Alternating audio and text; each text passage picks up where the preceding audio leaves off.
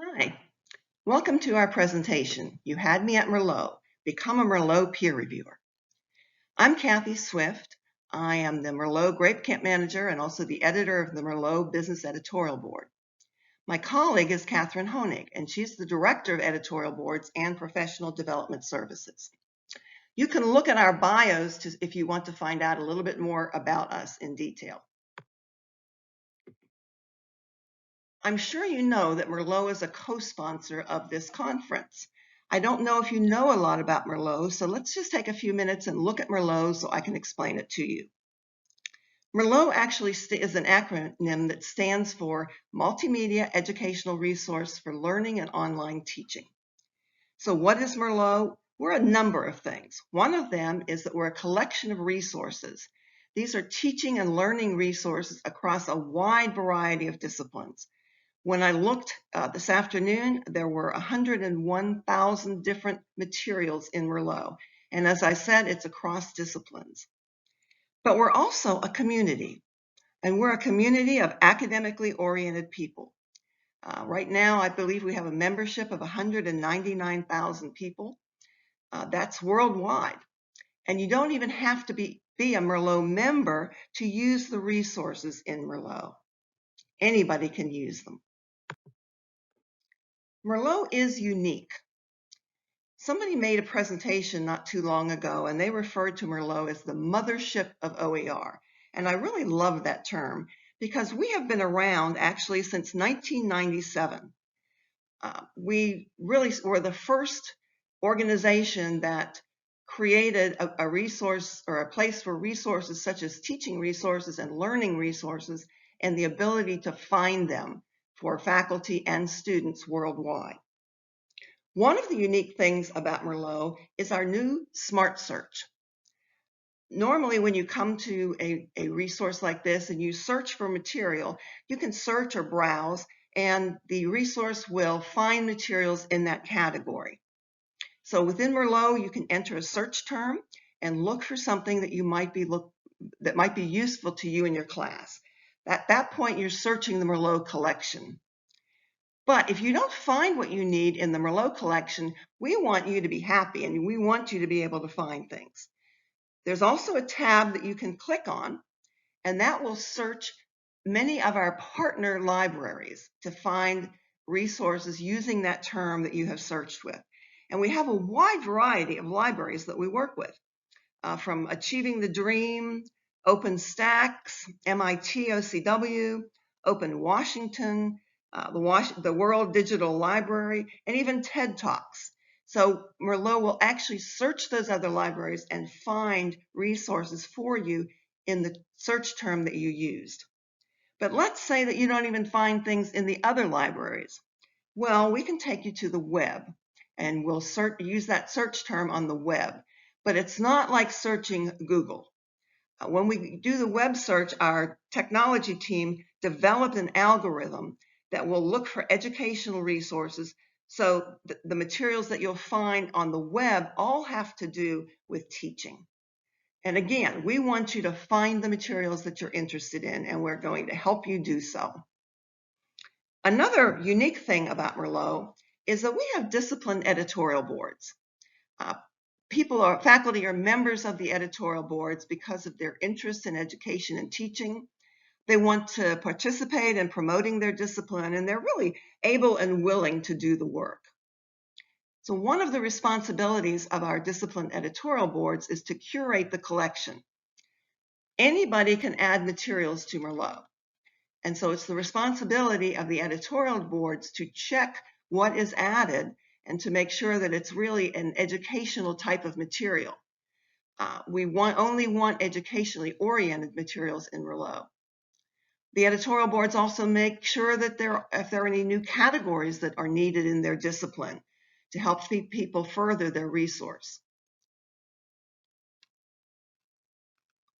One of the major responsibilities of the discipline editorial boards is peer review. And that's what we're really going to be talking about today. The editorial boards are responsible for the peer review of materials in their collection. Now, peer reviewing teaching and educational materials is a lot different than some of the reviews that you may have done in the past. You may have even reviewed proposals for this conference, or perhaps you reviewed for journals in your discipline. Now, both of those make contributions to your discipline. But with teaching resources and peer reviewing teaching resources, we're not just only looking at the quality of the content and the reliability of any research that might be done, but we look at how the resources might engage the student and help them learn. We also look at how easy the resource is to use. How easy is it for students to navigate around the resource? If it's difficult, we may lose the students or they may not learn anything from it. Now I'd like to turn this over to Catherine Honig, and she will talk to you more about peer review and becoming a MERLOT peer reviewer. Hello and greetings from Catherine Honig. It's my pleasure to talk with you on the next several slides about the simultaneously rewarding and valuable role of the MERLOT peer reviewer. As Kathy described earlier in our presentation, MERLOT is a very wonderful and very large collection of open educational resources that support teaching and learning worldwide. And as Kathy also described, MERLOT, importantly, is a community. Now, the members of the MERLOT community make vital contributions to the collection through continuous uploads of new learning materials. And the MERLOT peer reviewers are at the heart of it all. They are the foundation, because through a systematic process of evaluation and review, they provide guidance and feedback about the effectiveness of the collection's materials as teaching and learning tools, and they do so in 24 academic disciplines as well as in key academic support communities such as the library and ICT literacy.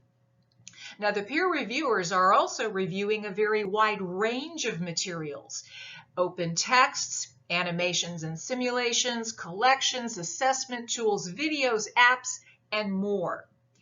Given the central role of the MERLOT peer reviewer within the MERLOT community, a question you might have is, who is qualified to be a MERLOT peer reviewer? This slide offers a helpful overview. You'll see that our peer reviewers have expertise in their academic discipline, through academic and professional training, perhaps through scholarly publication within the field, and also through professional experience. They are excellent teachers, and they have experience in a variety of teaching modalities, which means that they also have experience in teaching with technology. Finally, they are connected with professional organizations or associations related to their respective disciplines. Taken together, these qualifications support the evaluation of teaching and learning materials from both content-related and design-related points of view. Let's look a little more closely at the role of the MERLOT peer reviewer. By way of beginning, I think it's important to say that reviewing for MERLOT means that you're reviewing teaching and learning materials, and a very wide range of them indeed. Because this type of review might be a little different from peer review processes in which you could have previously participated, such as journal article reviews, for example, MERLOT offers an orientation for new peer reviewers. We call it Grape Camp, and Kathy will say a little more about this on a later slide. But do know that we work closely with new reviewers to make sure that they are completely comfortable in the role and that they feel supported and ready to review. On completing the orientation, we ask our peer reviewers to perform a minimum of 2 peer reviews per year. And in the context of performing the reviews, they apply our MERLOT peer review rubric, fully covered in the orientation, in service of developing a review that explores 3 major dimensions of any teaching and learning material, be it a case study, a simulation, an assessment, or more. And those 3 areas are quality of content. Is it correct? Is it current? Potential effectiveness as a teaching tool. Does it include learning outcomes, assignments, or practice activities for students? And ease of use, a category where you might see peer reviewers addressing the navigability of a website or the accessibility of a video or a podcast. The beauty of the process is that it concludes with a published peer review on the MERLOT website, providing a profoundly important service to the academic community about the quality of an open educational resource. Hundreds of published peer reviews can be surfed on our MERLOT website, and the screenshot you see here shows the summary data that are available for any given material on the MERLOT website, including an overall peer review rating, where 5 stars is the highest, user ratings, member comments, and even awards for especially outstanding materials. A discussion of the MERLOT peer reviewer role would not be complete without a reference to the benefits associated with performing MERLOT peer reviews. And there are many. The ones you see here reflect my own experience as a longtime reviewer for MERLOT.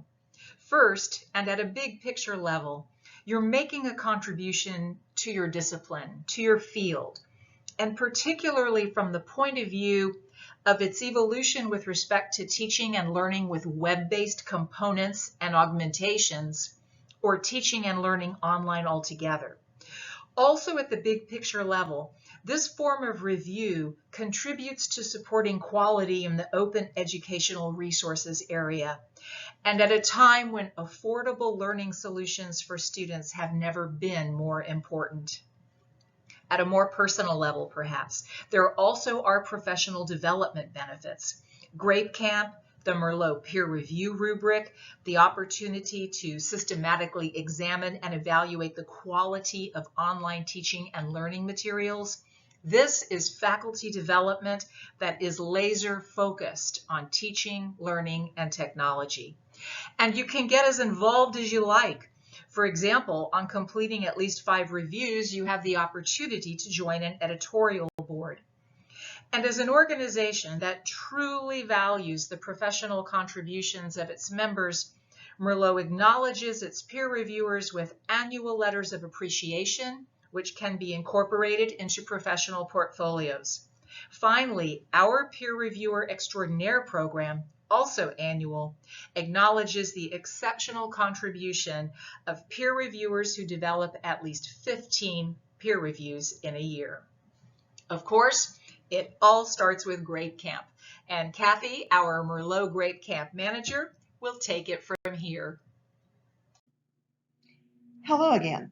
Since so few people have really reviewed teaching resources, we created Grape Camp that serves as an orientation to doing so. GRAPE actually stands for Getting Reviewers Accustomed to the Process of Evaluation. We've developed our technique over the 25 years that MERLOT has been around. GRAPE Camp consists of sessions that are either synchronous or asynchronous, and you can also do a self-study. Each month it lasts for 3 weeks, 1 hour a week with a little bit of homework. And the best part is that it's across all disciplines, so you are able to interact with people from other disciplines. Well, I hope you've learned a lot about MERLOT and particularly about peer reviewing for MERLOT. We have here the web address for MERLOT. It's very, very simple. It's merlot.org. I have my email address there, and we have Catherine's email address also, so you can contact either one of us. You'll also find a flyer here that explains Grape Camp, and you can read some comments from past participants. Thank you for joining us today. Both Catherine and I have been involved in MERLOT for a number of years, and we'd love to talk to people about MERLOT anytime.